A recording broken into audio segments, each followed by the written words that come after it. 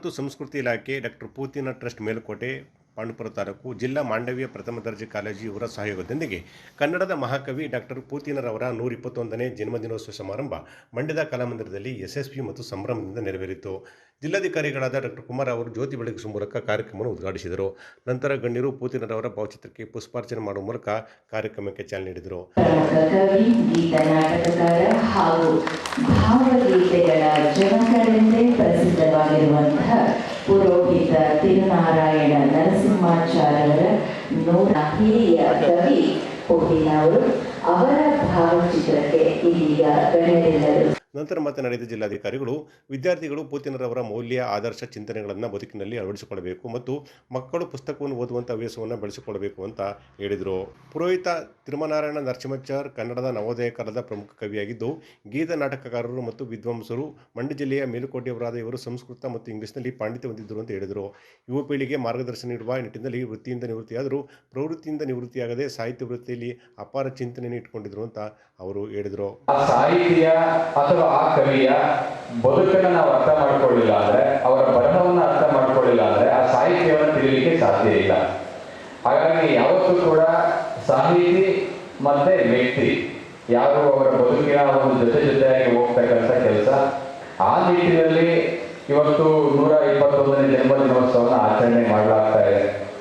Doctor ಪೂತಿನ ಅವರು ಈ ಕನ್ನಡ ನಾಡು ಕಂಡಂತಹ ಒಂದು ಸಾಹಿತ್ಯ ಲೋಕ ಒಂದು ಅತ್ಯಂತ ಶ್ರೇಷ್ಠವಾದಂಥ ಕವಿ. ಎಷ್ಟೋ ಸಂದರ್ಭದಲ್ಲಿ ಪೂತಿನವರ ಸಾಹಿತ್ಯನ ಓದುವವರಿಗೆ ತುಂಬಾ ಕಷ್ಟ ಅಂತ ಅನ್ನಿಸ್ಬೋದು. ಆದರೆ ಆ ಕಷ್ಟದಲ್ಲೂ ಅದರೊಳಗಡೆ ಇರ್ತಕ್ಕಂಥ ಒಂದು ತಿರುಳು ಏನಿದೆ, ಭಾವ ಏನಿದೆ, ಆ ಒಂದು ಸಂದೇಶ ಏನಿದೆ, ಏನು ಮೌಲ್ಯಗಳೇನಿದೆ, ಅದು ಇವತ್ತಿಗೂ ಕೂಡ ಪ್ರಸ್ತುತವಾಗಿರ್ತಕ್ಕಂಥದ್ದು. ಹಾಗಾಗಿ ಅಂತ ಒಂದು ಮೇರು ವ್ಯಕ್ತಿತ್ವವನ್ನ ನಾವೆಲ್ಲರೂ ಕೂಡ ಅವರ ಸಾವಿನ ನಂತರ ಚಿಂತನೆಗಳ ಮೂಲಕ ಅವರನ್ನ ಜೀವಂತವಾಗಿರುವಂತ ಕೆಲಸವನ್ನ ಮಾಡಬೇಕಾಗಿದೆ. ಆ ಕೆಲಸವನ್ನ ಇವತ್ತು ಪೂತಿನ ಟ್ರಸ್ಟ್ನವರು ಮಾಡ್ತಾ ಇದ್ದಾರೆ. ಬಹಳ ಸಂತೋಷ. ಹಾಗಾಗಿ ಸಾಹಿತ್ಯವನ್ನ ತಿಳಿಯುವುದಕ್ಕಿಂತ ಮೊದಲು ನಾವು ಆ ಸಾಹಿತ್ಯ ಬದುಕನ್ನು ತಿಳ್ಕೊಳ್ಬೇಕು, ಆ ಬರಹವನ್ನು ತಿಳ್ಕೊಳ್ಬೇಕು. ಹಾಗಾದ್ರೆ ಮಾತ್ರ ಸಾಹಿತ್ಯವನ್ನ ಅರ್ಥ ಮಾಡ್ಕೊಳ್ಳಿಕ್ಕೆ ಸಾಧ್ಯ ಆಗುತ್ತೆ. ಯಾರು ನಿಜವಾಗೂ ಕೂಡ ಬದುಕಿನಲ್ಲಿ ಒಳ್ಳೆ ಸಾಧನೆ ಮಾಡಬೇಕು, ಯಾವುದೇ ಒಂದು ಜೀವನದಲ್ಲಿ ಒಂದು ಸಮಸ್ಯೆಯುತ ಬದುಕನ್ನ ರೂಪಿಸ್ಕೊಳ್ಬೇಕು ಅನ್ನುವಂಥ ಏನಾದರೂ ಕನಸನ್ನ ಕಂಡಿದ್ರೆ ಎಲ್ಲರೂ ಕೂಡ ಸಾಹಿತ್ಯವನ್ನು ಓದಬೇಕು. ಯಾರು ಸಾಹಿತ್ಯವನ್ನು ಓದೋದಿಲ್ಲ ಅವರ ಬದುಕು ನಿರಂತಕ ಅಂತ ನಾನಂತೂ ಭಾವಿಸ್ಕೊಂಡಿದ್ದೇನೆ. ಹಾಗಾಗಿ ನಮ್ಮೆಲ್ಲ ವಿದ್ಯಾರ್ಥಿಗಳು ಇರ್ತಕ್ಕಂಥವರು ಆ ಸಾಹಿತ್ಯ ಅಭಿರುಚಿಯನ್ನ ಇವಾಗಿಂದಲೇ ಬೆಳೆಸ್ಕೊಂಡು ಪುಸ್ತಕ ಓದುವಂಥ ಹವ್ಯಾಸವನ್ನ ದಯವಿಟ್ಟು ರೂಢಿಸ್ಕೊಳ್ಳಿ. ಆ ಒಂದು ಕಿವಿ ಮಾತಿನೊಂದಿಗೆ ಇವತ್ತು ಮಂಡ್ಯ ಜಿಲ್ಲೆ ವಿಶೇಷವಾಗಿ ನಾವು ಕೃಷಿ ಪ್ರಧಾನ ಜಿಲ್ಲೆ ಅಂತ ಕರೀತೇವೆ. ಜಿಲ್ಲಾ ಕನ್ನಡ ಸಾಹಿತ್ಯ ಪರಿಷತ್ ಮಾಜಿ ಅಧ್ಯಕ್ಷರು ಮತ್ತು ಕಾರ್ಯದರ್ಶಿಗಳಾದಂತಹ ಮೀರ ಶಿವಲಿಂಗನವರು ಮಾತನಾಡಿ, ಪುರೋಹಿತ ತಿರುನಾರಾಯಣ ನರಸಿಂಹಾಚಾರ್ ಅವರು ಕನ್ನಡ ನವೋದಯ ಕಾಲದ ಪ್ರಮುಖ ಕವಿಯಾಗಿದ್ದು, ಗೀತ ನಾಟಕಕಾರರು ಮತ್ತು ವಿದ್ವಾಂಸರಾಗಿದ್ದರು. ಮಂಡ್ಯ ಜಿಲ್ಲೆಯ ಮೇಲುಕೋಟೆಯಾದ ಇವರು ಸಂಸ್ಕೃತ ಇಂಗ್ಲಿಷ್ನಲ್ಲಿ ಪಾಂಡಿತ್ಯ ಹೊಂದಿದ್ದು, ಯದುಗಿರಿಯ ವೀಣೆ, ಗೋಕುಲ ನಿರ್ಗಮನ ಮುಂತಾದ ಕೃತಿಗಳ ಮೂಲಕ ಭಕ್ತಿ ಹಾಗೂ ಭಾವಗೀತೆಗಳಿಗೆ ಹೊಸ ಆಯಾಮ ನೀಡಿದರು ಅಂತ ಅವರು ಹೇಳಿದರು. ಪೂತಿನ ಟ್ರಸ್ಟ್ಗೆ ಪ್ರೊಫೆಸರ್ ಕೃಷ್ಣೇಗೌಡರು ಅಧ್ಯಕ್ಷರಾದ ಮೇಲೆ ಟ್ರಸ್ಟ್ ಸಮಾಜಮುಖಿಯಾಗಿ ನಿರಂತರವಾಗಿ ಕೆಲಸ ಮಾಡುತ್ತಿದೆ ಅಂತ ಅವರು ಪ್ರಶಂಸೆಯನ್ನ ವ್ಯಕ್ತಪಡಿಸಿದರು. ಸ್ವಲ್ಪನೂ ಬೇಜಾರಿಲ್ಲದೆ ಅವರವರು ಅವರ ಕಾರ್ಯ ಸಾಧನೆ ಮಾಡ್ತಾ ಹೋದ್ರು. ಅವರ ಸಾಧನೆಯಿಂದಲೇ ಇವತ್ತು ಪೂತಿನರವರ ಸಂಸ್ಮರಣೆಯನ್ನ ಇಲ್ಲಿ ನಾವು ಮಾಡ್ತಾ ಇದ್ದೇವೆ ಅಂತ. ಸೊ ಹಾಗೆ ಅವರು ನಮ್ಮ ಕೃಷ್ಣೇಗೌಡರ ಹಾಗೆ ಪೂತಿನರವರಿಗೂ ಕೂಡ ಕನ್ನಡದಲ್ಲಿ ವಾಕ್ಸಿದ್ಧಿ ಪಡೆದವರು ಪೂತಿನರವರು. ಸೊ ಕೃಷ್ಣೇಗೌಡರವರು ಪೂತಿನ ಟ್ರಸ್ಟ್ಗೆ ಅಧ್ಯಕ್ಷರಾದ ಮೇಲೆ ಪೂತಿನರವರ ಈ ಒಂದು ಕಾವ್ಯ ಶಕ್ತಿಯನ್ನ ಎಲ್ಲ ಕಡೆಗೂ ಪ್ರಚಾರಕ್ಕೆ ತರ್ತಾ ಇದ್ದಾರೆ. ಪೂತಿನರವರ ಸಮಾಧಿಯನ್ನ ಸುಂದರವಾದ ಹೂದೋಟಕ್ಕೆ ಪರಿವರ್ತನೆ ಮಾಡಿ ಪೂತಿನರವರ ಸಂಸ್ಕೃತ ಪಾಂಡಿತ್ಯ ಮತ್ತು ಆಧುನಿಕ ಕನ್ನಡದ ನವಲರಿಕೆಯನ್ನ ಎಲ್ಲ ಕಾಲೇಜು ವಿದ್ಯಾರ್ಥಿಗಳಿಗೆ ಮನವರಿಕೆ ಮಾಡಿಕೊಡುವ ಸಾಹಿತ್ಯ ಯಾನದಲ್ಲಿ ಇದ್ದಾರೆ. ಕೃಷ್ಣೇಗೌಡರ ಹಾಗೆ ಪೂತಿನರವರಿಗೂ ಒಳ್ಳೆಯ ಸ್ನೇಹಿತರ ಗುಂಪಿತ್ತು. ವೈಎನ್ಕೆರವರು ಹೇಳ್ತಾ ಇದ್ರಂತೆ, ಪೂತಿನ ಅಂದರೆ ಪುಟ ತಿರುಗಿಸಿ ನೋಡು ಅಂತ ಕಣೋ ಅಂತ ಅವ್ರಿಗೆ ಹಾಸ್ಯ ಮಾಡ್ತಾ ಇದ್ರಂತೆ. ಹಾಗೆ KS ನರಸಿಂಹಯ್ಯನವರು ಒಂದ್ಸಲ ಅವ್ರ ಬಳಿ ಹೋದಾಗ ಈಚೆಗೆ ಏನು ಬರ್ದಪ್ಪ ಅಂತ ಕೇಳಿದ್ರಂತೆ. ಅವರು ಒಂದಿರುಳು ಕನಸಿನಲ್ಲಿ ನನ್ನವಳ ಕೇಳಿದೆನು ಆ ಕಾವ್ಯ ಬರುತ್ತೆ ಕವನ ಬರುತ್ತೆ ಅಂತ ಹೇಳಿದ್ರು.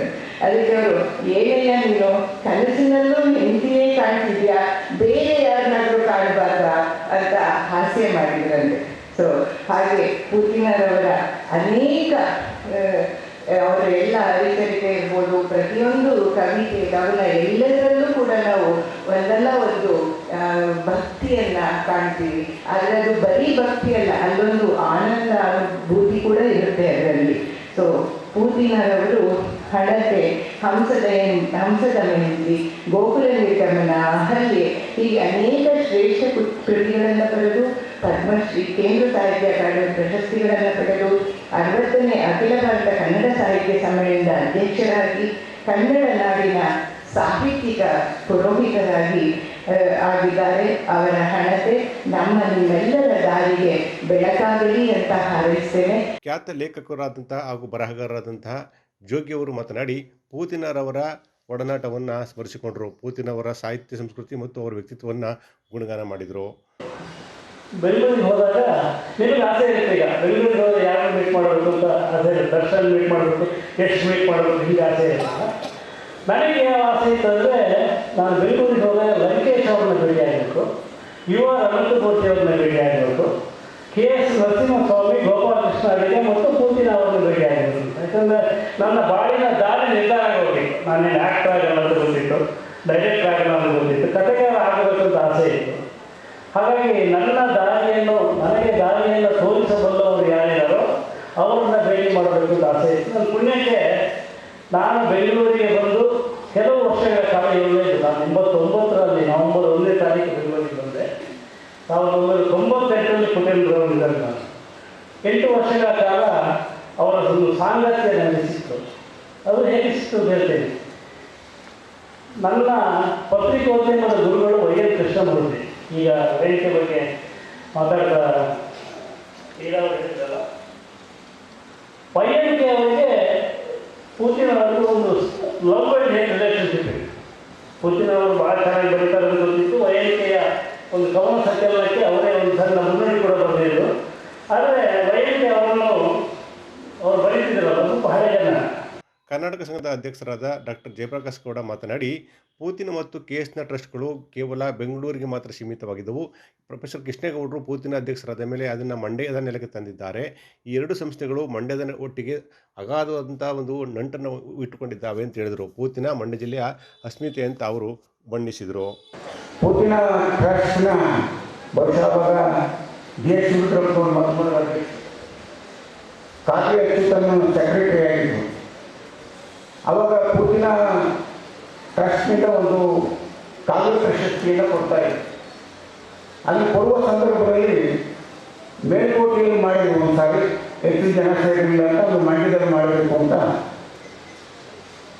GS ಇಷ್ಟಪಟ್ಟಾಗ ಅವರು ಆಗ ಸದಸ್ಯರಾಗಿದ್ದಂಥ ನಿರ್ದೇಶಕರಾಗಿದ್ದಂಥ ಕನ್ನಡ ಮತ್ತು ಸಂಸ್ಕೃತಿ ಇಲಾಖೆ ನಿರ್ದೇಶಕರಾಗಿದ್ದಂಥ ವೈದ್ಯಮೂರ್ತಿ ಕೃಷ್ಣ ಅವರನ್ನು ಕೇಳಿದ್ರು, ಯಾಕೆ ಆತಂಕ ಪಟ್ಟಬೇಡಿ, ನೀವು ಮಂಡ್ಯಕ್ಕೆ ಹೋಗಿ ಅಲ್ಲಿ ಜಯಪ್ರಕಾಶ್ ಗೌಡ ಅಂತಿದ್ದಾರೆ, ಜನರಲ್ಲಿ ಅಧ್ಯಕ್ಷರಾಗಿದ್ದಾರೆ, ಒಂದು ಕಾನೂನಿಲ್ಲ ಅಂತ. ಅವ್ರು ಬಂದರು. ನನಗೆ ಗೊತ್ತಿಲ್ಲ, ಪೂತಿನ ನೆನಪಾಗ GS ನಾನೇ ಎಕ್ಸ್ಪೋರ್ಟ್ ಮಾಡಿದೆ.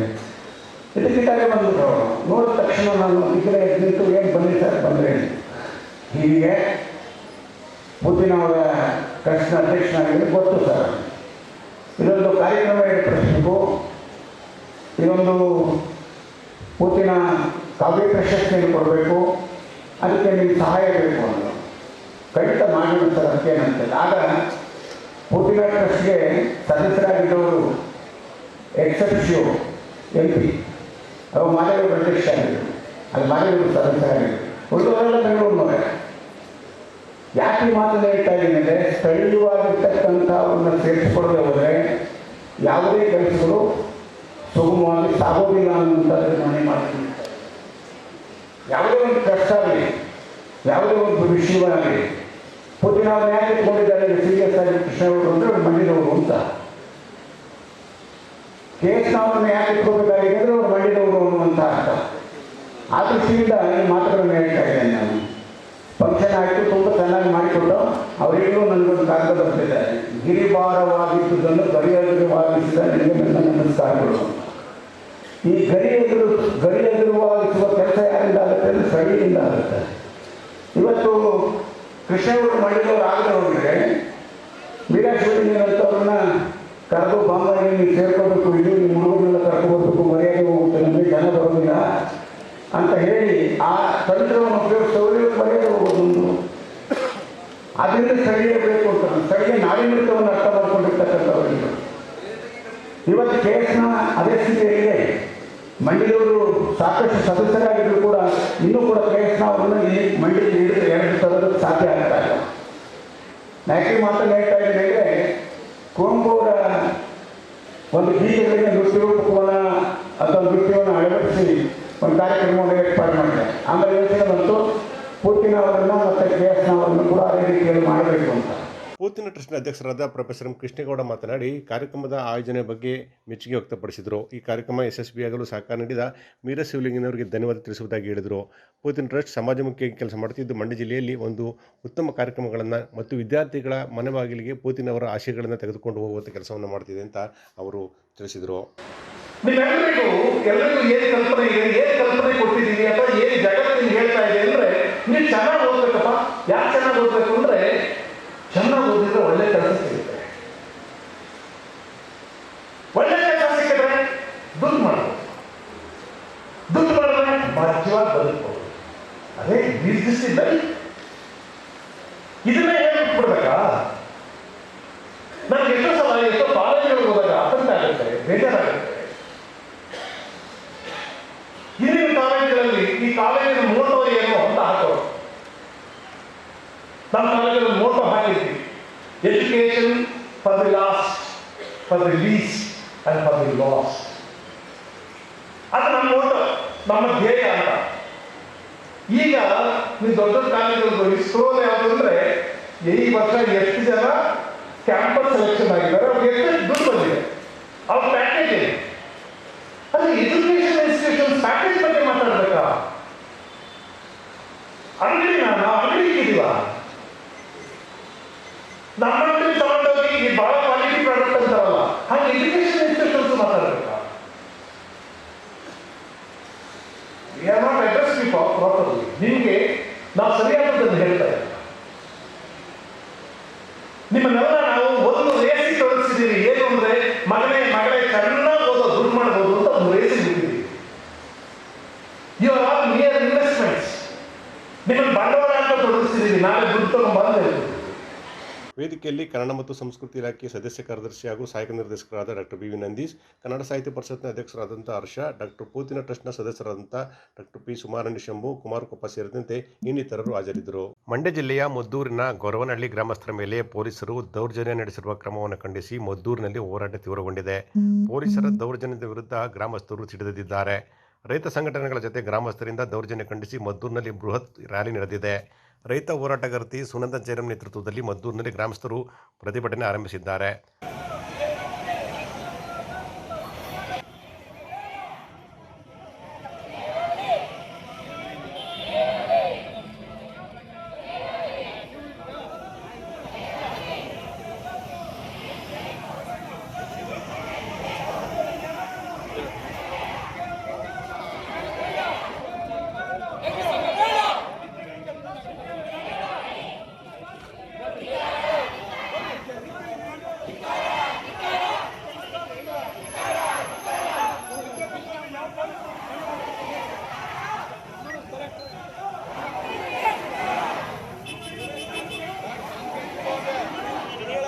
ಮದ್ದೂರು ಪಟ್ಟಣದ ಬೆಂಗಳೂರು ಮೈಸೂರು ಹೆದ್ದಾರಿಯ ಪ್ರತಿಭಟನಾ ರ್ಯಾಲಿ ಮೂಲಕ ತಾಲೂಕು ಕಚೇರಿಗೆ ಮುತ್ತಿಗೆ ಹಾಕಿ ಆಕ್ರೋಶವನ್ನು ಗ್ರಾಮಸ್ಥರು ವ್ಯಕ್ತಪಡಿಸಿದ್ದಾರೆ. ತಾಲೂಕು ಕಚೇರಿ ಮುಂದೆ ಧರಣಿ ಕುಳಿತು ಪೊಲೀಸು ಮತ್ತು ಜಿಲ್ಲಾಡಳಿತ ಹಾಗೂ ಸ್ಥಳೀಯ ಶಾಸಕರ ವಿರುದ್ಧ ಧಿಕ್ಕಾರಕ್ಕೆ ಹೋಗಿ ಆಕ್ರೋಶ ವ್ಯಕ್ತವಾಗಿದೆ.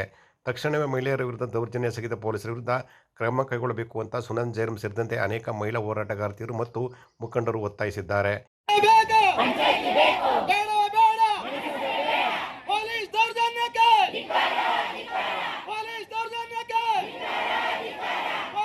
ಈ ಕುರಿತು ತಹಸೀಲ್ದಾರ್ ಪರಶುರಾಮ್ ತಹಸೀಲ್ದಾರ್ಗೆ ಮನವಿ ಪತ್ರ ನೀಡಿ ಒತ್ತಾಯ ಮಾಡಲಾಗಿದೆ. ನ್ಯಾಯ ಸಿಗುವವರೆಗೂ ಯಾವುದೇ ಕಾರಣಕ್ಕೂ ಹೋರಾಟ ನಿಲ್ಲಿಸುವುದಿಲ್ಲ ಅಂತ ಪ್ರತಿಭಟನಾಕಾರರು ಎಚ್ಚರಿಕೆಯನ್ನು ನೀಡಿದ್ದಾರೆ. ವಾಪಸ್ ತಗೋಬೇಕು, ನಮಗೆ ಒಪ್ಪಿಗೆ ಇಲ್ಲ.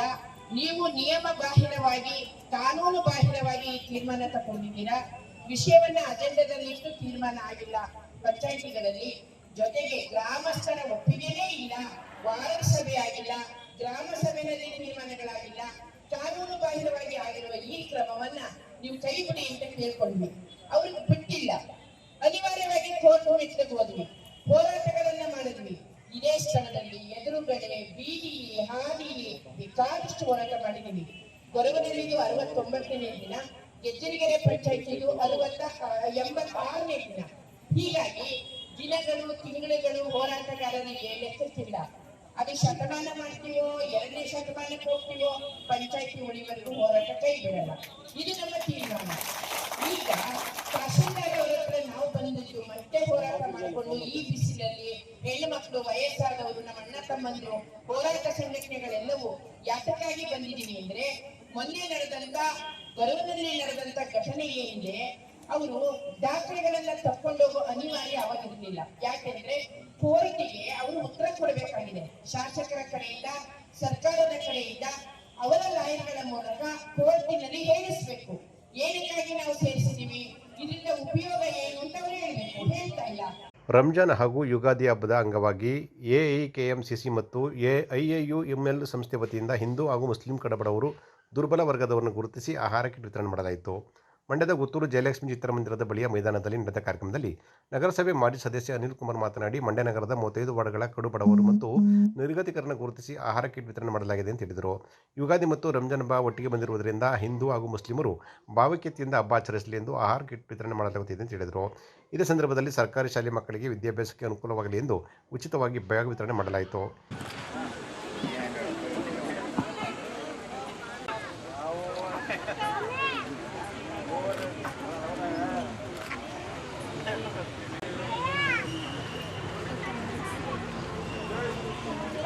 ಎಲ್ಲರಿಗೂ ಕೂಡ ರಂಜಾನ್ ಮತ್ತು ಯುಗಾದಿ ಹಬ್ಬದ ಶುಭಾಶಯಗಳನ್ನ ಕೋರುತ್ತಾ AIKMCC IUML ಮಂಡ್ಯ ಡಿಸ್ಟಿಕ್ ಇವರ ವತಿಯಿಂದ ರಂಜಾನ್ ಹಬ್ಬದ ಮತ್ತು ಯುಗಾದಿ ಹಬ್ಬದ ಪ್ರಯುಕ್ತ ವಿಶೇಷವಾಗಿ ಹಿಂದೂ ಮುಸ್ಲಿಮ್ಸ್ ಭಾವೈಕ್ಯತೆ ಇರಬೇಕು ಅನ್ನುವಂಥ ಕಾರಣದಿಂದಾಗಿ ಇಬ್ಬರಿಗೂ ಕೂಡ ರಂಜಾನ್ ಮತ್ತು ಯುಗಾದಿ ಕಿಟ್ನ ಹಂಚುತ್ತಾ ಇದ್ದಾರೆ. ಈ ಒಂದು ಕಾರ್ಯಕ್ರಮಕ್ಕೆ AIKMCC general secretary, all India general secretary ಆದಂಥ ನೌಶಾದ್ರವರಿಗೂ ಹಾಗೂ ಮಂಡ್ಯ ಜಿಲ್ಲಾ IUMLನ ಜನರಲ್ ಸೆಕ್ರೆಟರಿ ಆದಂಥ ರಶೀದ್ರವರಿಗೂ ಹಾಗೂ IUMLನ ಮಂಡ್ಯ ಡಿಸ್ಟಿಕ್ ಅಧ್ಯಕ್ಷರಾದಂಥ ಅಮೀನ್ರವರಿಗೂ ಹಾಗೂ ಈ ಒಂದು ಕಾರ್ಯಕ್ರಮಕ್ಕೆ ಎಲ್ಲ ರೀತಿಯ ಸಹಕಾರ ಕೊಡ್ತಾ ಇರುವಂಥ ಅಬ್ದುಲ್ ಇರ್ಬೋದು, ರಶೀದ್ ಇರ್ಬೋದು, ಎಲ್ಲರಿಗೂ ಕೂಡ ಅವ್ರಿಗೆ ಧನ್ಯವಾದಗಳನ್ನ ಕೋರುತ್ತಾ, ಈ ಒಂದು ಹಿಂದೂ ಮುಸ್ಲಿಮ್ಸವರು ಕೂಡ ಈ ಎರಡು ಹಬ್ಬಗಳು ಕೂಡ ಒಟ್ಟಾರೆ ಬಂದಿರೋದ್ರಿಂದಾಗಿ ಭಾವೈಕ್ಯತೆಯಿಂದ ಹಬ್ಬವನ್ನು ಆಚರಣೆ ಮಾಡಬೇಕು, ಎಲ್ಲರೂ ಸಡಗರದಿಂದ ಇರಬೇಕು ಅನ್ನುವಂಥದ್ದು ದೃಷ್ಟಿಯಿಂದ ಇಟ್ಕೊಂಡು ಯಾರು ಕಡು ಬಡವರಿದ್ದಾರೆ ಮತ್ತು ಯಾರು ಇದರಲ್ಲಿ ದುರ್ಬಲ ವರ್ಗ ಐತೆ ಅಂತ ಗುರುತಿಸಿ ಅವ್ರಿಗೆ 3 ದಿನಗಳಿಂದ ಅವ್ರನ್ನ ಗುರುತಿಸಿ ಅವ್ರಿಗೆ ಈ ಒಂದು ಕಿಟ್ನ ಕೊಡುವಂಥ ಕೆಲಸವನ್ನು IUML ಡಿಸ್ಟಿಕ್ ಕಮಿಟಿ ವತಿಯಿಂದ ಮಾಡ್ತಾಯಿದ್ದೀವಿ. ಈ ಒಂದು ಕಾರ್ಯಕ್ರಮವನ್ನು ಯಶಸ್ವಿಯಾಗಲಿಕ್ಕೆ ಮೂಲ ಕಾರಣ ಅನ್ನುವಂಥದ್ದು ನೌಶಾದವ್ರು ಇರ್ಬೋದು, ರಶೀದವ್ರು ಇರ್ಬೋದು, ಅಮೀನವ್ರು ಇರ್ಬೋದು, ಅವರೆಲ್ಲರಿಗೂ ಕೂಡ ನಮ್ಮ ಹಿಂದೂ ಮುಸ್ಲಿಮ್ಸ್ ಭಾವೈಕ್ಯತೆ ಸಮಿತಿಯ ಪರವಾಗಿ ತುಂಬಿದ ಧನ್ಯವಾದಗಳನ್ನ ಅರ್ಪಿಸ್ತೀವಿ. ಈ ಸಂದರ್ಭದಲ್ಲಿ AIKMCC general secretary Rashid, IUML Mandya ಜಿಲ್ಲಾಧ್ಯಕ್ಷ ಅಮೀನ್, ಅಬ್ದುಲ್, ಮಂಜುಳಾ, ರಮೇಶ್ ಸೇರಿದಂತೆ ಇತರರು ಹಾಜರಿದ್ದರು. ಮಂಡ್ಯ ಜಿಲ್ಲಾ ಕೇಂದ್ರದಲ್ಲಿ ಸರ್ಕಾರಿ ಕಾನೂನು college, engineer college, diploma, polytechnic, ಹೃದ್ರೋಗ ಸೇರಿದಂತೆ ಮಲ್ಟಿ ಸ್ಪೆಷಾಲಿಟಿ ಆಸ್ಪತ್ರೆಗಳ ಕೊರತೆ ಇದ್ದು ಇವುಗಳನ್ನು ನೀಗಿಸುವ ಮೊದಲ ಹೆಜ್ಜೆಯಾದ ಖೇಲೋ ಇಂಡಿಯಾದ ಕ್ರೀಡಾಂಗಣವನ್ನು ಮಂಡ್ಯ ನಗರದಲ್ಲಿ ನಿರ್ಮಿಸಲು ಜಿಲ್ಲೆಯ ರಾಜಕೀಯ ನಾಯಕರು ಕೇಂದ್ರ ಸಚಿವ ಕುಮಾರಸ್ವಾಮಿ ಅವರಿಗೆ ಮನವರಿಕೆ ಮಾಡಬೇಕು ಎಂದು ಮಂಡ್ಯ ಕನ್ನಡಪರ ಸಂಘಟನೆಗಳ ಒಕ್ಕೂಟದ ಅಧ್ಯಕ್ಷ MB ನಾಗಣ್ಣಗೌಡ ತಿಳಿಸಿದರು. ಸುದ್ದಿಗಾರರೊಂದಿಗೆ ಮಾತನಾಡಿದ ಅವರು, ಖೇಲೋ ಇಂಡಿಯಾ ಯೋಜನೆಯಡಿ ಮಂಡ್ಯ ಜಿಲ್ಲೆಯಲ್ಲಿ ಕ್ರೀಡಾಂಗಣ ನಿರ್ಮಿಸುವ ಕೇಂದ್ರ ಸಚಿವ ಕುಮಾರಸ್ವಾಮಿ ಅವರ ಪ್ರಯತ್ನ ಸ್ವಾಗತಾರ್ಹ. ಆದರೆ ಕ್ರೀಡಾಂಗಣ ಹೆಚ್ಚು ಉಪಯುಕ್ತವಾಗುವ ದೃಷ್ಟಿಯಿಂದ ಮಂಡ್ಯ ನಗರದಲ್ಲಿ ನಿರ್ಮಿಸಬೇಕು ಅಂತ ಹೇಳಿದರು. 14 ಕೋಟಿ ರು ವೆಚ್ಚದ ಕ್ರೀಡಾಂಗಣವನ್ನು ವಿಶ್ವ ಫಾರಂನಲ್ಲಿ ನಿರ್ಮಿಸುವುದರಿಂದ ಹೆಚ್ಚು ಮಂದಿ ಕ್ರೀಡಾಪಟುಗಳಿಗೆ ಬಳಕೆಗೆ ಲಭ್ಯವಾಗುವುದಿಲ್ಲ. ಬಿ ಹೊಸೂರಿನಲ್ಲಿ 100 ಹಾಸಿಗೆಗಳ ತಾಯಿ ಮಕ್ಕಳ ಆಸ್ಪತ್ರೆ ಇತ್ತೀಚೆಗೆ ನಿರ್ಮಾಣಗೊಂಡ ಗಾಂಧಿ ಭವನ ಇದಕ್ಕೆ ಸಾಕ್ಷಿಯಾಗಿದೆ. ಅದನ್ನು ತಪ್ಪಿಸಲು ಮೈಸೂರಿಗೆ ಸೇರಿದ ಕ್ರೀಡಾ ಮೈದಾನ ಹಾಗೂ ಸಾಕಷ್ಟು ಈಜುಕೊಳ ಬಳಸಿದ್ದು ಇಲ್ಲಿ ನಿರ್ಮಿಸಲು ಮುಂದಾಗಬೇಕು ಅಂತ ಹೇಳಿದರು. ವಿಸಿ ಫಾರಂನ 1 ಎಕರೆ ಕಬ್ಬಿನ ಗದ್ದೆ ಜಾಗದಲ್ಲಿ ಕ್ರೀಡಾಂಗಣದ ಕಿಸ್ಕಿದಂತಾಗುತ್ತದೆ. ಅದರ ಬದಲಿಗೆ ಮೈಸೂರು ಸ್ಥಳದಲ್ಲಿ ನಿರ್ಮಿಸಿ ಸಾವಿರಾರು ಕ್ರೀಡಾರ್ಥಿ ಗ್ರಾಮೀಣ ಜನರು ಬಳಸುವಂತಾಗಬೇಕು. ಈ ಸಂಬಂಧ ಜಿಲ್ಲಾಡಳಿತ ಅಗತ್ಯ ಸಮನ್ವಯ ಏರ್ಪಡಿಸಿ ನಗರದಲ್ಲಿ ಲಭ್ಯವಿರುವ ಸ್ಥಳದಲ್ಲಿ ಕ್ರೀಡಾ ಸಮುಚ್ಚಯ ನಿರ್ಮಾಣ ಮಾಡಬೇಕು ಅಂತ ಅವರು ಮನವಿ ಮಾಡಿದರು. ಸಚಿವರಾಗಿರ್ತಕ್ಕಂಥ ಶ್ರೀ ಕುಮಾರಸ್ವಾಮಿ ಅವರು ಸುಮಾರು 2 ವರ್ಷಗಳ ನಂತರ ಒಂದು ದೊಡ್ಡ ಯೋಜನೆಯನ್ನ, ಅಂದ್ರೆ ಯುದ್ಧದಲ್ಲಿ ಒಂದು ದೊಡ್ಡ ಯೋಜನೆ ಅಂತಂದ್ರೆ ಖೇಲೋ ಇಂಡಿಯಾ ಪ್ರಾಜೆಕ್ಟ್ ಅಡಿನಲ್ಲಿ ಮಂಡ್ಯದ ಬಿಸಿ ಫಾರಂ ಬಳಿ ಸುಮಾರು 14 ಕೋಟಿ ರೂಪಾಯಿ ಒಂದು ಒಳಾಂಗಣ ಕ್ರೀಡಾಂಗಣವನ್ನು ಮಾಡಲಿಕ್ಕೆ ಅಂತ ಹೇಳಿ ಮೊನ್ನೆ ತಾನೇ ಶಂಕುಸ್ಥಾಪನೆಯನ್ನ ಮಾಡಿದ್ದಾರೆ. ನಾವು ಸ್ವಾಗತಿಸ್ತೀವಿ. ಮಂಡ್ಯ ಜಿಲ್ಲೆಯಲ್ಲಿ ಒಂದು ಸುಸಜ್ಜಿತವಾಗಿರ್ತಕ್ಕಂಥ ಕ್ರೀಡಾಂಗಣವನ್ನು ಸ್ಥಾಪನೆ ಮಾಡ್ತಕ್ಕಂಥ ಅವ್ರ ಪ್ರಯತ್ನ ಏನಿದೆಯೋ ಅದನ್ನು ನಾವೆಲ್ಲ ಕನ್ನಡಪರ ಸಂಘಟನೆಗಳು ಸ್ವಾಗತವನ್ನು ಮಾಡ್ತೀವಿ.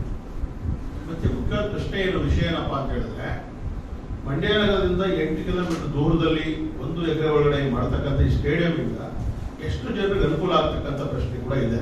ಯಾಕಂತ ಹೇಳಿದ್ರೆ ಯಾವುದೇ ಒಂದು ಸರ್ಕಾರಿ ಯೋಜನೆ ಅನುಷ್ಠಾನಗೊಳ್ಬೇಕಾದ್ರೆ ಅದನ್ನು ಬಳಕೆ ಕೂಡ ಎಷ್ಟು ಮಟ್ಟಿಗೆ ಸಾಧ್ಯ ಅಂತಕ್ಕಂಥ ಒಂದು ಫಿಸಿಬಿಲಿಟಿ ರಿಪೋರ್ಟ್ ಕೂಡ ಇರಬೇಕಾಗುತ್ತೆ. ಇವತ್ತು ನಾವು ಮುಂದೆ ನೋಡ್ತಿದ್ದೀವಿ, ಮಂಡ್ಯದಿಂದ 11 ಕಿಲೋಮೀಟರ್ ದೂರ ಇರ್ತಕ್ಕಂಥ ಬಿ ಹೊಸೂರು ಕಾಲೋನಿಯಲ್ಲಿ ತಾಯಿ ಮಕ್ಕಳ ಆಸ್ಪತ್ರೆಯನ್ನ ಮಾಡಿ ಇವತ್ತು ಆಸ್ಪತ್ರೆ ಬಾಗಿಲಿಗೆ ಕೂಡ ತೆಗೆದಿಲ್ಲ. ಪಕ್ಕದಲ್ಲಿ ಗಾಂಧಿ ಭವನ ಸ್ಥಾಪನೆ ಮಾಡಿದರೆ ಅದು ಯಾವುದೋ ಉಪಯೋಗ ಬರ್ತಾ ಇಲ್ಲ. ಯಾಕೆ ಅಂತ ಹೇಳಿದ್ರೆ ಅಲ್ಲಿ ಒಂದು ಸರಿಯಾಗಿರ್ತಕ್ಕಂಥ ಸಾರಿಗೆ ಸಂಪರ್ಕ ಇಲ್ಲ, ಜನರಿಗೆ ಅಲ್ಲಿ ಅನುಕೂಲವಂತ ರೀತಿಯಲ್ಲಿ ಹಂತದಲ್ಲಿ ಇಲ್ಲ. ಹಾಗಾಗಿ ನಾವು ಕೇಳ್ತಕ್ಕಂಥದ್ದು, ಸರ್ಕಾರ ಈಗ ಏನು ಕುಮಾರಸ್ವಾಮಿ ತಂದಿರ್ತಕ್ಕಂಥ ಯೋಜನೆ ಇದೆಯೋ ಒಳ್ಳೆಯ ಉದ್ದೇಶ ಇದೆ, ಇಲ್ಲ ಅಂತ ಹೇಳ್ತಿಲ್ಲ ನಾವು. ಆದ್ರೆ ಇದನ್ನ ಮಂಡ್ಯ ನಗರದಲ್ಲಿ ಮಾಡಬೇಕು. ಯಾಕಂದ್ರೆ ಮಂಡ್ಯ ನಗರದ ಒಳಗೇನೆ ಸುಮಾರು 1.3 ಲಕ್ಷ ಜನಸಂಖ್ಯೆ ಇದೆ. ಮಂಡ್ಯದ ಸುತ್ತ ಇರತಕ್ಕಂಥ ಎಲ್ಲ ಹಳ್ಳಿಗಳಿಗೆ, ಗ್ರಾಮೀಣ ಕ್ರೀಡಾರ್ಥಿಗಳಿಗೆ ಎಲ್ಲರೂ ಕೂಡ ಇದು ಅನುಕೂಲ ಆಗ್ತಕ್ಕಂಥ ವಿಚಾರ ಇದು. ಸೊ ಹಾಗಾಗಿ ಒಂದು ನಾವಿಲ್ಲಿ ಕೇಳ್ತಕ್ಕಂಥ ಏನಪ್ಪಾ ಅಂತ ಹೇಳಿದ್ರೆ, ಮಂಡ್ಯ ನಗರದ ಏನು ಮೈಸೂರು ಜಾಗ ಇದೆಯೋ ಅದು ಕ್ರೀಡಾಂಗಣಕ್ಕೆ ಅಂತೇಳಿ ಮೀಸಲಾಗಿರ್ತಕ್ಕಂಥ ಜಾಗ. ಕ್ರೀಡಾಂಗಣಕ್ಕೆ ಮೀಸಲಾಗಿರ್ತಕ್ಕಂಥ ಜಾಗವನ್ನ ಬಳಕೆ ಮಾಡಿಕೊಂಡು ಇಲ್ಲಿ ಈ ಒಂದು ಸ್ಟೇಡಿಯಂ ಅನ್ನ ಮಾಡಬೇಕು ಅಂತಕ್ಕಂಥದ್ದು ನಮ್ಮ ಆಗ್ರಹ. ಯಾಕಂದ್ರೆ ಈಗ ಅಲ್ಲಿ 1 ಎಕರೆ, ಅಲ್ಲಿ ಹಿಂದ್ಗಡೆ PU ಕಾಲೇಜ್ ಇದೆ, ಪ್ರೈಮರಿ ಹೈಸ್ಕೂಲ್ ಇದೆ, ಅಲ್ಲಿಯ ಕಬ್ಬನ್ ಗದ್ದೆ ಒಳಗಡೆ ಕಿಷ್ಕಿಂದವಾಗಿ ನೀವು ಸ್ಟೇಡಿಯಂ ಮಾಡೋ ಬದಲಾಗಿ ಮಂಡ್ಯ ನಗರದ ಮೈಸೂರಿಗೆ ಏನು ಕ್ರೀಡಾಂಗಣಕ್ಕೆ ಅಂತ ಇರ್ತಕ್ಕಂಥ ಜಾಗ ಇದೆಯೋ ಈ ಜಾಗವನ್ನ ಬಳಸ್ಕೊಳ್ತಕ್ಕಂಥ ಪ್ರಯತ್ನ ಆಗಬೇಕು. ಇದಕ್ಕೆ ರಾಜ್ಯ ಸರ್ಕಾರ ಕೂಡ ಸಹಕಾರ ಕೊಡಬೇಕು. ಯಾಕಂದ್ರೆ ಇಲ್ಲಿ ಏನಾಗ್ತಿದೆ ಅಂದ್ರೆ, ಎರಡು ಕೇಂದ್ರ ಮತ್ತು ರಾಜ್ಯಗಳ ನಡುವೆ ಸರಿಯಾದ ಸಮನ್ವಯತೆ ಇಲ್ಲ. ಇಲ್ಲಿ ಬಹಳಷ್ಟು ಈಗ ಹಿಂದೆ ನೋಡಿದ್ವಿ, 100 ಎಕರೆ ಜಮೀನು ಕೊಡಬೇಕು, ಕೈಗಾರಿಕೆ ಮಾಡ್ತೀವಿ ಅಂದಾಗ ಬರೀ ಪರಸ್ಪರ ಇಬ್ಬರು ಲೀಡರ್ಗಳು, ಎರಡೂ ಪಕ್ಷ ನಾಯಕರುಗಳು ಒಬ್ರಿಗೊಬ್ರು ವಾಗ್ದಾಳಿ ಮಾಡ್ಕೊಂಡು ಕೆಸರು ನಿಂತ್ಕೊಂಡೇ ಹೊರತು ಯಾವ ಕೈಗಾರಿಕೆನೂ ಬರಲಿಲ್ಲ, ಮತ್ತೊಂದು ಬರಲಿಲ್ಲ. ಹಂಗಾಗಿ ರಾಜ್ಯ ಸರ್ಕಾರ ಕೂಡ ಈ ವಿಚಾರದಲ್ಲಿ ಏನು ಕುಮಾರಸ್ವಾಮಿ ಅವರು ಮಾಡ್ತಿರ್ತಕ್ಕಂಥ ಪ್ರಯತ್ನವನ್ನ ಸಪೋರ್ಟ್ ಮಾಡಬೇಕು. ಅವ್ರಿಗೆ ಬೇಕಿರ್ತಕ್ಕಂಥ ಭೂಮಿಯನ್ನು ಕೊಡಿಸ್ಲಿಕ್ಕೆ ಏನು ಕೆಲಸ ಮಾಡಬೇಕು. ಇಲ್ಲಿ ನೋಡಿ, ಅಲ್ಲಿ ಒಂದು ಈಜುಕೊಳ ಇದೆ, ಬ್ರಿಟಿಷ್ ಕಾಲದಲ್ಲೇ ಮಾಡಿರ್ತಕ್ಕಂಥ ಈಜುಕೊಳ ಇದೆ, ಸುಮಾರು 7-8 ಎಕರೆ ಜಾಗ ಇದೆ. ಗೋಷ್ಠಿಯಲ್ಲಿ ಕರವೇ ಜಿಲ್ಲಾಧ್ಯಕ್ಷ HD ಜಯರಾಮ್, ರಾಜೇಂದ್ರ ಸಿಂಗ್ ಬಾಬು, ಸಂಜು, ವೆಂಕಟೇಶ್ ಇದ್ದರು. ಕರ್ನಾಟಕ ರತ್ನ ಪುನೀತ್ ರಾಜ್ಕುಮಾರ್ ಅವರ ಹುಟ್ಟುಹಬ್ಬದ ಅಂಗವಾಗಿ ಕರ್ನಾಟಕ ರಕ್ಷಣಾ ವೇದಿಕೆ, ಪ್ರವೀಣ್ ಶೆಟ್ಟಿ ಬಣ ಮತ್ತು ಮಂಡ್ಯ ಜಿಲ್ಲೆಯ ವತಿಯಿಂದ ಜಯಚಾಮರಾಜೇಂದ್ರ ವೃತ್ತದಲ್ಲಿರುವ ಪುನೀತ್ ರಾಜ್ಕುಮಾರ್ ಪುತ್ಥಳಿಗೆ ಮಾಲಾರ್ಪಣೆ ಮಾಡಲಾಯಿತು. ಭಾವಚಿತ್ರಕ್ಕೆ ಎಲ್ಲ ಕಾರ್ಯಕರ್ತರು ಪೂಜೆ ಸಲ್ಲಿಸಿ ಪುಷ್ಪಾರ್ಚನೆ ಮಾಡಿ ಹುಟ್ಟುಹಬ್ಬವನ್ನು ಆಚರಿಸಿದರು. ನಂತರ ವಿದ್ಯಾರ್ಥಿಗಳಿಗೆ ಮತ್ತು ಸಾರ್ವಜನಿಕರಿಗೆ ಸಿಹಿ ವಿತರಿಸಲಾಯಿತು.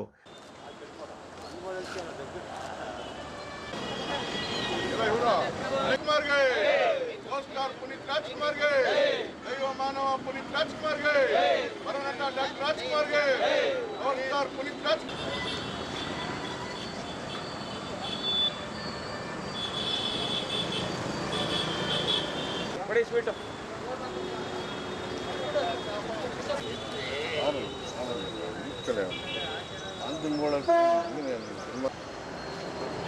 ಎದುಗಡೆ ಅಶೋಕ್ ಹೋಗಿ ತಿನ್ಸಿ ಇರಲಿ ತಗೋಬಿಡು.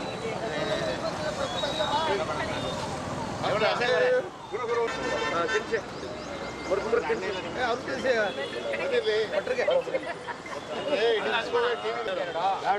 ಬಳಿಕ ಮಾತನಾಡಿದ ಕರವೇ ಜಿಲ್ಲಾಧ್ಯಕ್ಷ ಅಶೋಕ್, ಪುನೀತ್ ರಾಜ್ಕುಮಾರ್ ಅವರು ನಮ್ಮನ್ನು ಬಿಟ್ಟು ಹೋಗಿರಬಹುದು, ಆದರೆ ಅವರು ಎಂದಿಗೂ ಅಭಿಮಾನಿಗಳ ಹೃದಯದಲ್ಲಿ ದೇವರಾಗಿದ್ದಾರೆ. ಅವರು ಮಾಡಿರುವ ಸಾಧನೆಗಳು ಇಂದಿಗೂ ಜೀವಂತವಾಗಿದೆ ಅಂತ ಹೇಳಿದರು.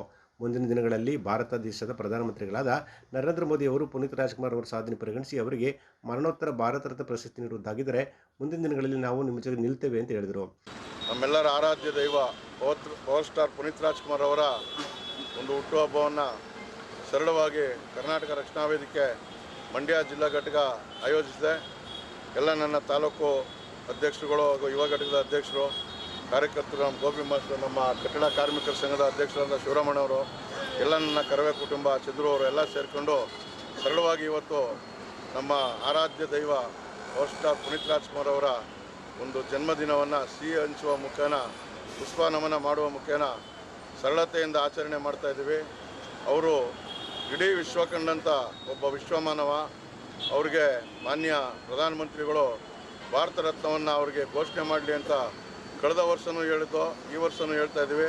ಅವರಿಗೆ ಭಾರತ ರತ್ನವನ್ನು ಕೊಡಲಿ ಅಂತೇಳಿ ನಾವು ಕರ್ನಾಟಕ ರಕ್ಷಣಾ ವೇದಿಕೆ ಮಂಡ್ಯ ಜಿಲ್ಲಾ ಪ್ರವೀಣ್ ಶೆಟ್ಟಿ ಬಣದ ಎಲ್ಲ ಕಾರ್ಯಕರ್ತರು ಆಯೋಜಿಸ್ತೀವಿ. ನಮ್ಮ ರಾಜ್ಯ ಅಧ್ಯಕ್ಷರು ಹಾಗೂ ರಾಜ್ಯ ಉಪಾಧ್ಯಕ್ಷರು ಉಮೇಶ್ ಗೌಡರು ಇವರ ನೇತೃತ್ವದಲ್ಲಿ ಮುಂದೊಂದು ದಿನ ನಾವು ಪ್ರಧಾನಮಂತ್ರಿಗಳನ್ನ ಭೇಟಿ ಮಾಡಿ, ಚುನಾವಣೆಗೂ ಮುಂಚೆ ನೀವು ಪವರ್ ಸ್ಟಾರ್ ಪುನೀತ್ ರಾಜ್ಕುಮಾರ್ಗೆ ಭಾರತ ರತ್ನವನ್ನು ಘೋಷಣೆ ಮಾಡಿದ್ರೆ ಎಲ್ಲರೂ ನಾವು ನಿಮ್ಮ ಜೊತೆ ಇರ್ತೀವಿ ಅಂತೇಳಿ ಅವರಿಗೆ ಒಂದು ಮನವಿಯನ್ನು ಮಾಡ್ತೀವಿ.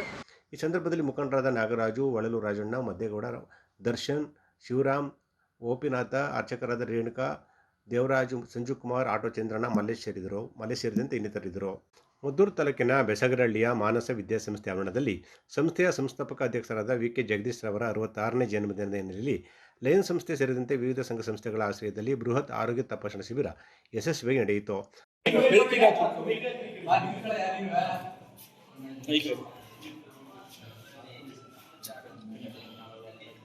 ಆರೋಗ್ಯ ಶಿಬಿರದಲ್ಲಿ ದಂತ ಚಿಕಿತ್ಸೆ, ಕಣ್ಣಿನ ತಪಾಸಣೆ, ಕ್ಯಾನ್ಸರ್ ಸಂಬಂಧದ ತಪಾಸಣೆ, ಜನರಲ್ ಚೆಕಪ್ ಸೇರಿದಂತೆ ವಿವಿಧ ಸೌಲಭ್ಯಗಳನ್ನು ಕಲ್ಪಿಸಲಾಗಿದ್ದು, ಬೆಸಗರಹಳ್ಳಿ ಸುತ್ತಮುತ್ತಲಿನ ಗ್ರಾಮಸ್ಥರು ಶಿಬಿರದಲ್ಲಿ ಭಾಗವಹಿಸಿ ಶಿಬಿರವನ್ನು ಯಶಸ್ವಿಗೊಳಿಸಿದರು ಅಂತ ನಿವೃತ್ತ ಪ್ರಾಧ್ಯಾಪಕ ಬೋರೇಗೌಡ ಪ್ರಶಂಸೆ ವ್ಯಕ್ತಪಡಿಸಿದರು.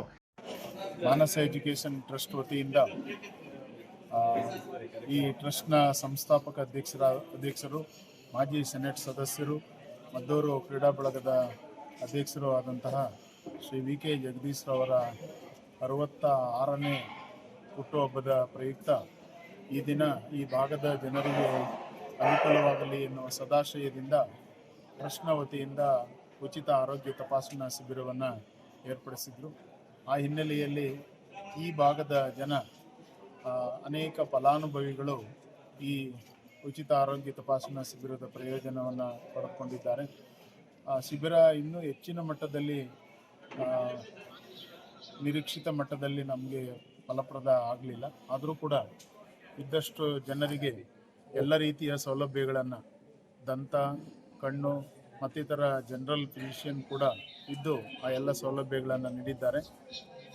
ಈ ಹಿನ್ನೆಲೆಯಲ್ಲಿ ಒಂದು ಸಮಾಜಮುಖಿ ಕಾರ್ಯವನ್ನು ಅವರ ಹುಟ್ಟುಹಬ್ಬದ ಪ್ರಯುಕ್ತ ಮಾಡ್ತಾ ಇದ್ದಾರೆ. ಅದಕ್ಕಾಗಿ ಎಲ್ಲ ಅವರ ಸ್ನೇಹಿತ ವರ್ಗದವರೆಲ್ಲ ಸೇರಿ ಅವರಿಗೆ ಶುಭ ಕಾಮನೆಗಳನ್ನು ತಿಳಿಸ್ತಾ ಮುಂದಿನ ದಿನಗಳಲ್ಲಿ ಇನ್ನೂ ಹೆಚ್ಚಿನ ಸಮಾಜಮುಖಿ ಕಾರ್ಯಗಳನ್ನು ಮಾನ್ಯ ಶ್ರೀ ವಿ.ಕೆ. ಜಗದೀಶ್ ರವರು ಹಮ್ಮಿಕೊಳ್ಳಿ ಅಂತೇಳಿ ಈ ಮೂಲಕ ಅವರ ಗಮನಕ್ಕೆ ತರ್ತಾ ಎಲ್ಲರಿಗೂ ಶುಭಾಶಯಗಳ. ಈ ಸಂದರ್ಭದಲ್ಲಿ ವಿವಿಧ ಸಂಘ ಸಂಸ್ಥೆಯ ಮುಖಂಡರಾದ ನಾಗರಾಜು, ಲಿಂಗರಾಜು, ಕುಮಾರ್ ಸೇರಿದಂತೆ ಅನೇಕ ಮುಖಂಡರು ಮತ್ತು ಪದಾಧಿಕಾರಿಗಳು ಹಾಜರಿದ್ದರು.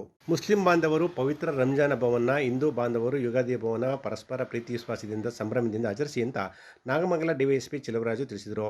ಕೇರ್ಪೇಟೆ ಪಟ್ಟಣ ಪೊಲೀಸ್ ಠಾಣೆ ಆವರಣದಲ್ಲಿ ರಂಜಾನ್ ಮತ್ತು ಯುಗಾದಿ ಹಬ್ಬದ ಅಂಗವಾಗಿ ಆಯೋಜಿಸಿದ್ದ ಶಾಂತಿ ಸಮಿತಿ ಸಭೆಯಲ್ಲಿ ಪಾಲ್ಗೊಂಡು ಮಾತನಾಡಿದ ಅವರು, ಕೋಮು ಸೌಹಾರ್ದತೆಗೆ ಕೇರ್ಪೇಟೆ ತಾಲೂಕು ರಾಜ್ಯದಲ್ಲಿ ಮಾದರಿಯಾಗಿದ್ದು, ಹಿಂದೂ ಹಾಗೂ ಮುಸ್ಲಿಂ ಬಾಂಧವರು ವದಂತಿಗಳಿಗೆ ಕಿವಿಗೊಡದೆ ಪ್ರತ್ಯಕ್ಷವಾಗಿ ಕಂಡರೂ ಪ್ರಾಮಾಣಿಸಿ ನೋಡಬೇಕು. ಸಮಾಜದ ಶಾಂತಿಯ ಸುವ್ಯವಸ್ಥೆಯನ್ನು ಕದಡುವ ಕಿಡಿಗೇಡಿಗಳು ಕಂಡುಬಂದರೆ ಪೊಲೀಸರಿಗೆ ಮಾಹಿತಿ ನೀಡಬೇಕು ಅಂತ ಹೇಳಿದರು. ಸಡಗರ ಸಂಭ್ರಮದಿಂದ ಹಬ್ಬ ಆಚರಿಸಿ ಅಂತ ಅವರು ತಿಳಿಸಿದರು. ಕೇರ್ಪೇಟೆ ಟೌನ್, ಕೇರ್ಪೇಟೆ ರೂರಲ್ ಹಾಗೂ ಕಿಕ್ಕೇರಿ ಪೊಲೀಸ್ ಠಾಣಾ ವತಿಯಿಂದ ಹಮ್ಮಿಕೊಂಡಿದ್ದು, ಈ ಸಭೆಗೆ ನಾವು ನಮ್ಮ ಮಾನ್ಯ ಡಿವೈಎಸ್ಪಿ ಸಾಹೇಬರನ್ನು ತಾವು ಬರಬೇಕು, ಈ ಸಭೆಯನ್ನು ಯಶಸ್ವಿಯಾಗಿ ನಡೆಸ್ಕೊಡ್ಬೇಕು ಅಂತ ಕೇಳ್ಕೊಂಡ್ವಿ. ಅದರಂತೆ ನಮ್ಮ ಸಾಹೇಬರು ಈ ದಿನ ಬಂದು ಈ ಸಭೆಯನ್ನು ಯಶಸ್ವಿಯಾಗಿ ನಡೆಸ್ಕೊಟ್ಟಿದ್ದಾರೆ. ಅವರಿಗೆ ನಮ್ಮ 3 ಠಾಣಾ ವತಿಯಿಂದ ಹಾಗೂ ನಿಮ್ಮೆಲ್ಲರ ವತಿಯಿಂದ ತುಂಬ ಹೃದಯದ ಧನ್ಯವಾದಗಳನ್ನು ತಿಳಿಸ್ತಾ ಇದ್ದೀನಿ. ಅದರಂತೆ ನಮ್ಮ ಕಿಕ್ಕೇರಿ ಠಾಣೆಯ ಇನ್ಸ್ಪೆಕ್ಟರ್ ಜಯರಾಮ್ ಅವರು ಬಂದಿದ್ದಾರೆ. ಅವ್ರಿಗೂ ಕೂಡ ನಾನು ತುಂಬ ಹೃದಯ ಧನ್ಯವಾದಗಳನ್ನು ತಿಳಿಸ್ತೇನೆ. ಹಾಗೂ ನಮ್ಮ KR ರೂರಲ್ ಇನ್ಸ್ಪೆಕ್ಟರ್ ಆದಂತಹ ನಮ್ಮ ಮಹೇಶ್ ಅವರು ಬಂದಿದ್ದಾರೆ. ಅವರೂ ಕೂಡ ನಾನು ಧನ್ಯವಾದಗಳನ್ನ ತಿಳಿಸ್ಕೊಡ್ತೀನಿ. ಹಾಗೆಯೇ ಈ ಸಭೆಗೆ ನಮ್ಮ ಮಾನ್ಯ ಎಲ್ಲ ನಮ್ಮ ಸ್ನೇಹಿತರು, ಪತ್ರಕರ್ತ ಸ್ನೇಹಿತರು, ಮಿತ್ರರು ಬಂದಿದ್ದಾರೆ. ಅವರೂ ಕೂಡ ತುಂಬ ಹೃದಯದ ಧನ್ಯವಾದಗಳನ್ನ ತಿಳಿಸ್ತೀನಿ. ಮತ್ತು ಎಲ್ಲ ನಮ್ಮ KR ಟೌನ್, ರೂರಲ್ ಹಾಗೂ ಕಿಕ್ಕೇರಿಯಿಂದ ನನ್ನೆಲ್ಲ ಸ್ನೇಹಿತರು, ಮಿತ್ರರು, ಹಿರಿಯರು ಎಲ್ಲ ಬಂದಿದ್ದೀರಿ. ಈ ಸಭೆಯನ್ನು ತಾವೆಲ್ಲರೂ ಕೂಡ ಯಶಸ್ವಿಯಾಗಿ ನಡೆಸ್ಕೊಟ್ಟಿದ್ದೀರಿ. ನಮ್ಮೆಲ್ಲರ ಸಹಕಾರ ನಮ್ಮ ಪೊಲೀಸ್ ಇಲಾಖೆಯಿಂದ ತಮಗಿರುತ್ತೆ. ನೀವು ಕೂಡ ನಮಗೆ ದಯವಿಟ್ಟು ಸಹಕಾರವನ್ನು ಕೊಡಿ.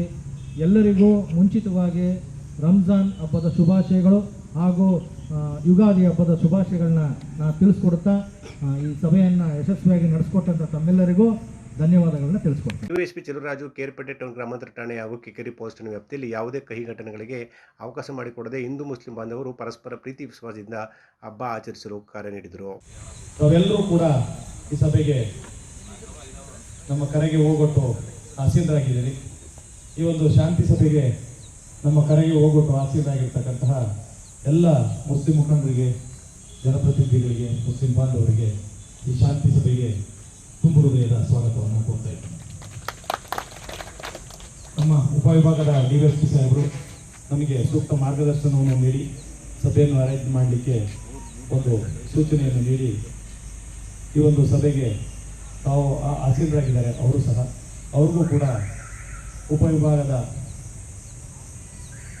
ಕೆ.ಆರ್.ಪೇಟೆ ತಾಲೂಕಿನ 3 ಪೊಲೀಸ್ ಠಾಣೆಗಳ ಎಲ್ಲ ಇನ್ಸ್ಪೆಕ್ಟರ್ ವತಿಯಿಂದ ಹಾಗೂ ತಮ್ಮೆಲ್ಲರ ವತಿಯಿಂದ ತುಂಬು ಹೃದಯದ ಸ್ವಾಗತವನ್ನು ಕೊಡ್ತಾ ಇದ್ದೀನಿ.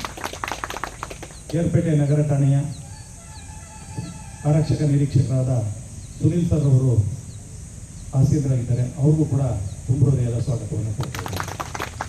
ನನ್ನ ಸಹಪಾಠಿ ಸಹೋದ್ಯೋಗಿ ಮಿತ್ರರಾದ ಮಹೇಶ್ ರವರು, ಗ್ರಾಮಾಂತರ ಪೊಲೀಸ್ ಠಾಣೆಯ ಇನ್ಸ್ಪೆಕ್ಟರ್ ಅವರು ಕೂಡ ಹಾಜರಿದ್ದಾರೆ, ಅವ್ರಿಗೂ ಕೂಡ ತುಂಬು ಹೃದಯದ ಸ್ವಾಗತವನ್ನು ಕೊಡ್ತಾ ಇದ್ದೀನಿ.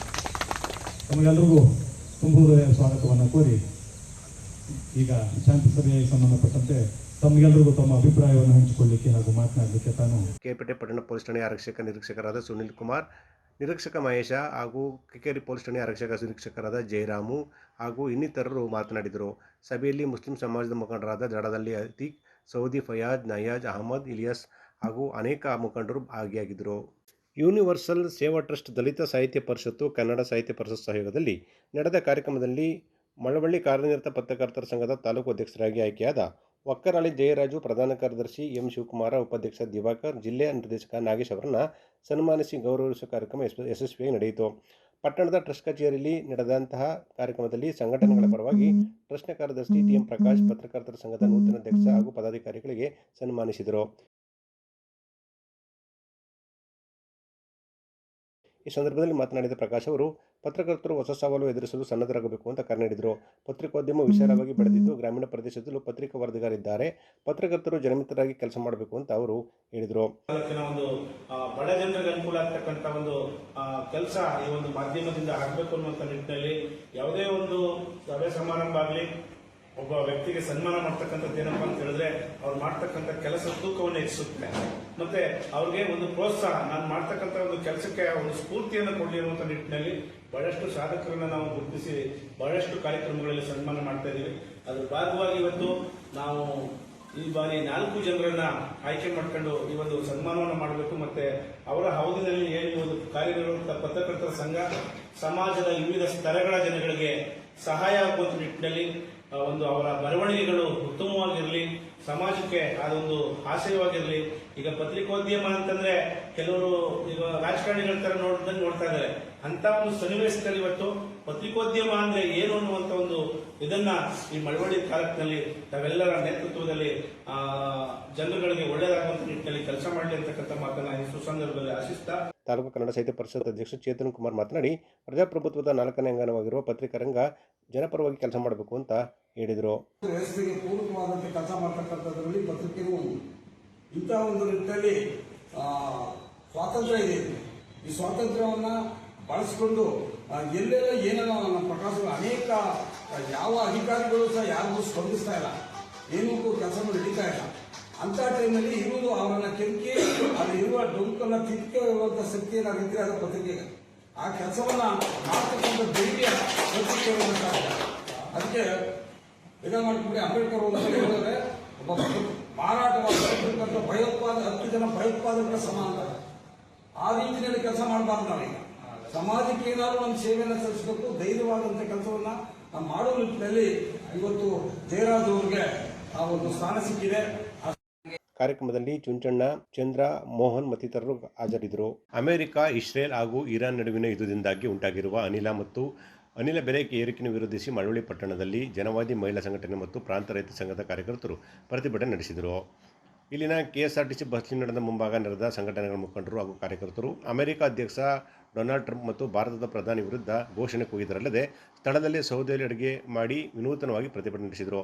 ಪ್ರತಿಭಟನೆ ಉದ್ದೇಶಿಸಿ ಮಾತನಾಡಿದ ಜನವಾದಿ ಮಹಿಳಾ ಸಂಘಟನೆಯ ರಾಜ್ಯ ಕಾರ್ಯದರ್ಶಿ ದೇವಿ, ಅಮೆರಿಕ ಅಧ್ಯಕ್ಷ ಟ್ರಂಪ್ ಅವರ ಯುದ್ಧದಾಹದಿಂದ ಇರಾನ್ ಮೇಲೆ ದಾಳಿ ನಡೆದಿದ್ದು ಇಡೀ ಮಧ್ಯಪ್ರಾಚ್ಯ ಒತ್ತಿ ಉರಿಯುತ್ತಿದೆ ಅಂತ ಕಳವಳ ವ್ಯಕ್ತಪಡಿಸಿದರು. ಅಮೆರಿಕ ದೇಶದ ಮೇಲೆ ಧಿಕ್ಕಾರ, ಯುಕ್ತಿ ಬೇಕು.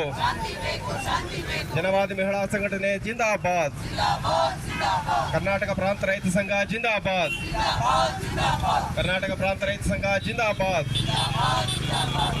ಇದರಿಂದಾಗಿ ಇಂಧನ ಅಡುಗೆ ಅಭಾವ ಉಂಟಾಗಿದ್ದು, ಈ ಸಂದರ್ಭ ಬಳಸಿಕೊಂಡು ತೈಲ ಕಂಪನಿಗಳು ಅಡುಗೆ ಅನಿಲದ 1 ಸಿಲಿಂಡರ್ ಬೆಲೆಯನ್ನು ಏಕಾಏಕಿ 60 ರೂಪಾಯಿ ಹೆಚ್ಚಳ ಮಾಡಿರುವುದು ಜನಸಾಮಾನ್ಯರ ಬದುಕಿನ ಮೇಲೆ ಹೊರೆ ಏರಿದಂತಾಗಿದೆ ಅಂತ ಹೇಳಿದರು. ಕೇಂದ್ರ ಸರ್ಕಾರ ಹೆಚ್ಚಳ ಮಾಡಿತು. ಇದು ಮಹಿಳೆಯರಿಗೆ ಯುಗಾದಿ ಹಬ್ಬದ ಸಂದರ್ಭದಲ್ಲಿ ಮತ್ತು ವಿಶ್ವ ಮಹಿಳಾ ದಿನಾಚರಣೆಯ ಅಂಗವಾಗಿ ಕೊಟ್ಟಿರ್ತಕ್ಕಂಥ ಕೊಡುಗೆ ಅನ್ನುವಂಥದ್ದನ್ನ ನರೇಂದ್ರ ಮೋದಿ ಅವರಿಗೆ ಈ ಕೊಡುಗೆಯನ್ನು ಕೊಟ್ಟಿರ್ತಕ್ಕಂಥದ್ದು ನಮಗೆಲ್ಲ ಗೊತ್ತಿದೆ. ಈಗಾಗಲೇ ಅಮೇರಿಕ ಏನು ವಿಶ್ವಕರ ನೀತಿಯಿಂದಾಗಿ ಅಮೇರಿಕ ಮತ್ತು ಇಸ್ರೇಲ್ ಸೇರಿ ಇರಾನ್ ಮೇಲೆ ನಡೀತಾ ಇರ್ತಕ್ಕಂಥ ಯುದ್ಧದ ಪರಿಣಾಮವಾಗಿ ಇವತ್ತು ಇಡೀ ದೇಶದಲ್ಲಿ ಅಂತಾರಾಷ್ಟ್ರೀಯ ಮಟ್ಟದಲ್ಲಿ ದೊಡ್ಡ ಮಟ್ಟದ ತೈಲದ ಒಂದು ಕೊರತೆಯಿಂದಾಗಿ ಇಡೀ ಜನಸಾಮಾನ್ಯರ ಬದುಕಿನ ಮೇಲೆ ಸಾಕಷ್ಟು ಬರೆಗಳಾಗಿರ್ತಕ್ಕಂಥ ನಮಗೆಲ್ಲ ಗೊತ್ತಿದೆ. ಸಂಕಷ್ಟಗಳನ್ನ ಇಡೀ ಜನಸಾಮಾನ್ಯರು ಎದುರಿಸ್ತಾ ಇದ್ದಾರೆ. ಈಗಾಗಲೇ ಸ್ಥಳೀಯವಾಗಿ ನಾವು ಒಂದು ವಾರದಿಂದ ನೋಡ್ತಾ ಇದ್ದೀವಿ, ಅಂಗಡಿ ಬೀದಿನಲ್ಲಿ ವ್ಯಾಪಾರ ಮಾಡ್ತಾ ಇರ್ತಕ್ಕಂಥ ಪಾನಿಪುರಿ ಅಂಗಡಿ ಇರ್ಬೋದು, ಸಣ್ಣ ಪುಟ್ಟ ನೈಟ್ ವ್ಯಾಪಾರದಲ್ಲಿ ಕೂಲಿ ಕೆಲಸ ಮಾಡಿ ಬದುಕ್ತಾ ಇರ್ತಕ್ಕಂಥ ದಿನನಿತ್ಯ ಬದುಕುವಂಥ ಜನರ ಪರಿಸ್ಥಿತಿ ಇರ್ಬೋದು, ನೈಟ್ ಕ್ಯಾಂಟೀನ್ ಮಾಡ್ತಕ್ಕಂಥವ್ರು ಇರ್ಬೋದು, ಶಾಲೆ ಕಾಲೇಜುಗಳಲ್ಲಿ ಮತ್ತು ಹಾಸ್ಟೆಲ್ಗಳಲ್ಲಿ ದೊಡ್ಡ ದೊಡ್ಡ ಕಾರ್ಖಾನೆಗಳಲ್ಲಿ ಏನು ಫ್ಯಾಕ್ಟ್ರಿ ಕೆಲಸ ಮಾಡ್ತಾ ಇರ್ತಕ್ಕಂಥ ಕಾರ್ಮಿಕರು ಕೆಲಸ ಮಾಡ್ತಾ ಇರ್ತಕ್ಕಂಥಗಳಲ್ಲಿ ಇವತ್ತು ಅಡಿಗೆ ಅನಿಲದ ಪ್ರಭಾವ ಹೆಚ್ಚಾಗಿ ಎಷ್ಟೋ ಕಡೆ ಇವತ್ತು ದಿನನಿತ್ಯ ಏನು ದುಡಿಮೆ ಮಾಡಿ ಮನೆಗೆ ಹೋಗ್ತಾನೆ ಇದ್ದಂಥ ನೌಕರರಿಗೆ ಇವತ್ತು ಉದ್ಯೋಗಸ್ಥರಿಗೆ ಸಾಕಷ್ಟು ಸಮಸ್ಯೆಗಳನ್ನು ಎದುರಿಸುವಂಥ ಪರಿಣಾಮ ಉಂಟಾಗಿದೆ. ಯಾಕೆ ಅಂತ ಹೇಳಿದ್ರೆ ಇವತ್ತು ಬೆಂಗಳೂರಿನಂಥ ಕಡೆಗೆ ಎಲ್ಲ ಒಂದು ಕಡೆ ಮಾತಾಡ್ತಾ ಇದ್ರು, ಒಂದು ಇಡ್ಲಿ ಮತ್ತು 2 ವಡೆಗೆ 150 ರೂಪಾಯಿ ಕೇಳ್ತಾ ಇದ್ದಾರೆ. ಇವತ್ತು ಈ ದೋಸೆ ಇಡ್ಲಿಗಳು ಸಿಗ್ತಾ ಇಲ್ಲ, ಚಿತ್ರಾನ್ನ ಉಪ್ಪಿಟ್ಟು ಇಂಥದ್ದು ಮಾಡಿಟ್ಟು ಕಾಫಿ ಟೀನು ಸಹ ಆರೋಗ್ಯ ಇರ್ತಕ್ಕಂಥದ್ದು ಕೊಡ್ತಾ ಇದ್ದಾರೆ. ಇಷ್ಟು ದೊಡ್ಡ ಪ್ರಮಾಣದಲ್ಲಿ ಇವತ್ತು ಜನಸಾಮಾನ್ಯರ ಬದುಕು ಇವತ್ತು ಬೀದಿಗೆ ಬಿದ್ದಿದೆ. ಮತ್ತು ಸಿಲಿಂಡರ್ ಬೆಲೆ ಹೆಚ್ಚಳ ಆಗಿರ್ತಕ್ಕಂಥದ್ದು ನೋಡಿದ್ರೆ ಇವತ್ತು ನರೇಂದ್ರ ಮೋದಿ ಇವತ್ತು ಉಳ್ಳವರ ಪರವಾಗಿ ಬ್ಯಾಟಿಂಗ್ ಮಾಡ್ತಾ ಇರ್ತಕ್ಕಂಥ ನಮಗೆಲ್ಲ ಗೊತ್ತಾಗಿದೆ. ಈಗಾಗಲೇ ನಿನ್ನೆ ಮೊನ್ನೆಯಿಂದ ಇವತ್ತು ತೈಲ ಸಂಪತ್ತನ್ನು ಇವತ್ತು ಹೆಚ್ಚಳ ಮಾಡ್ತಾ ಇದೆ. ಮತ್ತು ಈ ಕಡೆ ನಮ್ಮ ಭಾರತಕ್ಕೆ ತೈಲದ ಕೊರತೆಯಿಂದಾಗಿ ಸಾಕಷ್ಟು ಸಮಸ್ಯೆಗಳಾಗ್ತಾ ಇದೆ ಅಂತ ಗೊತ್ತಾದ ನಂತರದಲ್ಲಿ ಇತ್ತೀಚೆಗೆ ಈಗೇನು ಅಮೆರಿಕದ ದೊಡ್ಡಣ್ಣ ಇವತ್ತು ತಲೆಬಾಗುವಂಥ ಪರಿಸ್ಥಿತಿ ಬಂದಿದೆ. ಇವತ್ತು ಪ್ರತಿಭಟನೆಯಲ್ಲಿ ಜನವಾದಿ ಮಹಿಳಾ ಸಂಘಟನೆ ಜಿಲ್ಲಾ ಕಾರ್ಯದರ್ಶಿ ಸುಶೀಲಾ, ಭರತರಾಜ್, ಮಹಾದೇವು, ಗುರುಸ್ವಾಮಿ, ಲಿಂಗರಾಜಮೂರ್ತಿ, ಜೆ ರಾಮಕೃಷ್ಣ, ವಿಷಕಂಠು, ನಂಜುಂಡಸ್ವಾಮಿ ಸೇರಿದಂತೆ ಅನೇಕರಿದ್ದರು.